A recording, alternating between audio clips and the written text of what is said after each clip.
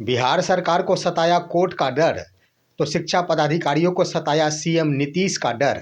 तब शिक्षकों के प्रोन्नति हेतु जारी किया जा रहा है पत्र, परंतु कुछ वैसे जिलों के शिक्षा पदाधिकारी हैं जिनके कानों तक जू नहीं रेंग पा रहा है। दोस्तों नमस्कार, मैं हूं आपका दोस्त एसके चौधरी। आखिर नियोजित शिक्षक हो या फिर विशिष्ट शिक्षक हो, इनका प्रोन्नति का मामला आज का नहीं है दोस्तों। इन सभी शिक्षकों के स्तर से प्रोन्नति को लेकर एड़ी चोटी एक कर दी गई। तीन तीन बार कोर्ट का दरवाजा खटखटाया गया। कोर्ट की ओर से 3 बार फैसले दिए गए, लेकिन उसके बाद भी सरकार की आंखें नहीं खुली और नियोजित शिक्षक जो खास तौर पर प्रोन्नति का लंबे अरसों से इंतजार कर रहे थे, उन्हें आखिर अंधेरा में रखा गया। अब जब वक्त आया कि अंतिम रूप से कोर्ट की ओर से चेतावनी दे दी गई सरकार को कि इसके संबंध में बताना ही पड़ेगा कि आपने नियोजित शिक्षकों को प्रोन्नति दी अथवा नहीं, जिसको लेकर अब पूरी तरह हरकत में आ गई है बिहार शिक्षा विभाग। और उस हरकत के कारण ही नियोजित शिक्षकों के प्रोन्नति हेतु जिलों के स्तर से पत्र जारी किया जा रहा है। लेकिन वहीं पर कुछ वैसे जिले हैं जिनके स्तर से इस मसले पर भी विचार नहीं किया जा रहा था। उन्हें लग रहा था कि आखिर यह समय भी किसी तरह टल जाएगा, लेकिन जब शिक्षकों के स्तर से मुख्यमंत्री श्री नीतीश कुमार तक इन बातों को पहुंचाने की बातें कही गई, उसके बाद आखिर शिक्षा पदाधिकारी हरकत में आए और प्रोन्नति संबंधी पत्र जारी किए। लेकिन वहीं पर आज की तारीख में भी वैसे जिले भी हैं जिनके कानों तक अभी तक भी जू तक नहीं रेंगा है और ना ही आंखें खुली है, जिसके कारण खासतौर पर नियोजित शिक्षक और विशिष्ट शिक्षक प्रोन्नति का इंतजार कर रहे हैं कि जिला स्तरीय पत्र आखिर कब जारी होगा। उसमें वैशाली जिला अव्वल नंबर पर है। आइए दोस्तों, आज के इस वीडियो में हम चर्चा करते हैं कि आखिर वो कौन सा डर है जिसके कारण नियोजित शिक्षकों को कालबद्ध प्रोन्नति का लाभ अब सरकार को देना ही पड़ेगा। और साथ ही साथ वैसे जिले भी जो अभी तक पत्र नहीं जारी कर रहे, उन्हें भी पत्र जारी करना ही पड़ेगा। यह टाल मटोल से काम नहीं चलेगा। आइए इस पर विस्तार पूर्वक चर्चा करने से पहले मैं आपसे गुजारिश करूंगा, अगर आपने अभी तक हमारे इस चैनल सुसत्य वचन को सब्सक्राइब नहीं किए होंगे तो कृपया अभी सब्सक्राइब कर लेंगे। दोस्तों, आप सभी को मालूम है कि नियोजित शिक्षकों के प्रोन्नति का यह मामला आज का नहीं है। कालबद्ध प्रोन्नति का प्रावधान किया गया था सेवा यानी नियुक्ति तिथि से 12 वर्षों के सेवा के उपरांत, और सबसे पहले वर्ष 2006 में शिक्षकों की बहाली हुई थी और यह प्रोन्नति वर्ष 2018 में ही मिल जानी चाहिए थी। लेकिन आखिर शिक्षा विभाग और बिहार सरकार नियम के अनुकूल काम नहीं की। नियम के अनुकूल जो कार्य करना चाहिए था, शिक्षकों को समय पर प्रोन्नति दे देना चाहिए था, वो प्रोन्नति आखिर नहीं दी गई, जिसके कारण शिक्षकों के द्वारा कोर्ट का दरवाजा खटखटाया गया और 3 बार जाना पड़ा। हाईकोर्ट के स्तर से कई बार अल्टीमेटम भी दिए गए सरकार को कि आखिर इन सभी को प्रोन्नति कब दी जाएगी, जिस पर आखिर टाल मटोल करती दिखी। लेकिन जब अंतिम घड़ी आ गई है, कोर्ट के स्तर से अंतिम रूप से इस संबंध में हलफनामा दायर करने का निर्देश दिया गया है कि आपने नियोजित शिक्षकों को आखिर प्रोन्नति दी या फिर ना दी, इसके संबंध में आपने क्या किया है। इसके संबंध में जब सरकार की ओर से दलीलें पेश करनी है, तब सरकार के स्तर से अब इस पर कार्य प्रारंभ कर दिया गया है। अब तो हर हाल में सरकार को, बिहार सरकार को नियोजित शिक्षकों के प्रोन्नति के संबंध में कोर्ट में आखिर स्पष्टीकरण सुपुर्द करना होगा, जिसको लेकर आप देखे ही होंगे दोस्तों कि आखिर शिक्षा विभाग के स्तर से यानी प्राथमिक शिक्षा निदेशालय ने एक पत्र जारी किया था और वह भभुआ कैमूर जिला के जिला शिक्षा पदाधिकारी को लिखा गया था। वह क्या था दोस्तों? वही बस कालबद्ध प्रोन्नति के संबंध में था और यह था कि एलपीए विभाग को दायर करना है, इसलिए आप प्रोन्नति देते हुए इसके संबंध में प्राथमिक शिक्षा निदेशालय को सूचित करें। और वह केस संजय कुमार बनाम बिहार सरकार है दोस्तों। वही संजय कुमार बनाम बिहार सरकार का यही मामला, आखिर इस पर सरकार घिर गई है। अब सरकार को स्पष्टीकरण देनी पड़ रही, जिसके कारण मजबूरी बन गई है शिक्षा विभाग को कि उन्हें प्रोन्नति देनी ही पड़ेगी। लेकिन आज ये वहाँ पर आखिर कम से कम प्राथमिक शिक्षा निदेशालय के स्तर से पत्र लिखा गया भभुआ कैमूर जिला के जिला कार्यक्रम पदाधिकारी स्थापना को। कम से कम डर भी तो सताया। लेकिन आइए, बिहार के अन्य जिलों के शिक्षा पदाधिकारी जो डीपीओ हैं, उन्हें किसी बात की डर तक नहीं समा रही है।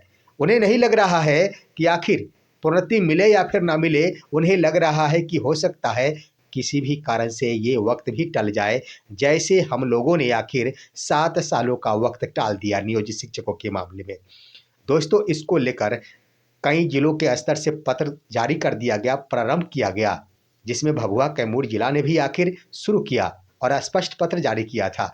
लेकिन अब आइए दोस्तों, कई जिलों ने जब पत्र जारी नहीं किया गया, तब जाकर उन्हें डर समाया मुख्यमंत्री श्री नीतीश कुमार का, क्योंकि शिक्षकों ने अपने स्तर से जो मुख्यमंत्री का यह समृद्धि यात्रा है, उस समृद्धि यात्रा में प्रोन्नति के मसले को उठाने की बातें कही और उसमें गोपालगंज जिला सबसे अव्वल नंबर पर पहुंचा।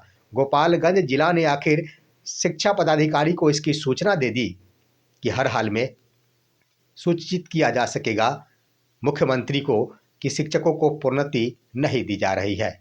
उसके बाद दोस्तों, वहाँ से भी पत्र जारी हो गया, वहाँ भी प्रोन्नति संबंधी पत्र जारी कर दिया गया।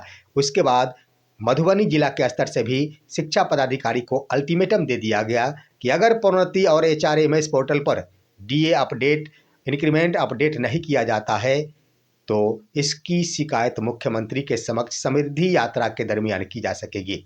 लेकिन डर आखिर डीपीओ मधुबनी को सताया। उन्होंने पत्र जारी कर दिया है दोस्तों, लेकिन देर से ही सही दुरुस्त पत्र जारी किया गया है मधुबनी जिला शिक्षा पदाधिकारी के द्वारा। दोस्तों, आप देख रहे होंगे वो पत्र भी स्क्रीन पर है और उन्होंने स्पष्ट रूप से नियोजित शिक्षकों के साथ साथ विशिष्ट शिक्षक, प्रधान शिक्षक, विद्यालय अध्यापक, उन सभी को भी यह लाभ देने की बातें कही है। वैसे हर हाल में ये सभी शिक्षक भी इसके हकदार है और इन्होंने 2 फॉर्मेट बनाया है, प्रपत्र 1 है, प्रपत्र 2 है। प्रपत्र 1 में नियोजित शिक्षकों से संबंधित सूचनाएं संग्रहित करनी है और प्रपत्र 2 में विशिष्ट शिक्षक हो, विद्यालय अध्यापक हो या प्रधान शिक्षक हो, यानी जो शिक्षक वर्तमान में नियोजित पद पर कार्यरत नहीं है, कोई अन्य पद पर चले गए और उन्होंने अगर 12 वर्षों की सेवा पूर्ण कर ली है, तो उन्हें यह कालबद्ध प्रोन्नति का लाभ देने की बातें कही है। बहुत ही सुंदर पत्र जारी किया गया है, देर से ही सही लेकिन दुरुस्त पत्र जारी किया गया है जिला शिक्षा कार्यक्रम पदाधिकारी मधुबनी की ओर से। अब वहीं पर दोस्तों, आइए कि आखिर शिक्षकों की ओर से निगाहें टकटकी लगाकर देखी जा रही है कि हमारे जिला कार्यक्रम पदाधिकारी स्थापना आखिर हमारे जिलों के नियोजित या विशिष्ट शिक्षक या प्रधान शिक्षकों से संबंधित प्रोन्नति का पत्र कब जारी करेंगे। जिसमें आइए दोस्तों, वैशाली जिला, आखिर वहाँ के शिक्षक टकटकी लगाकर बैठे हैं कि हमारे डीपीओ कब पत्र जारी करेंगे।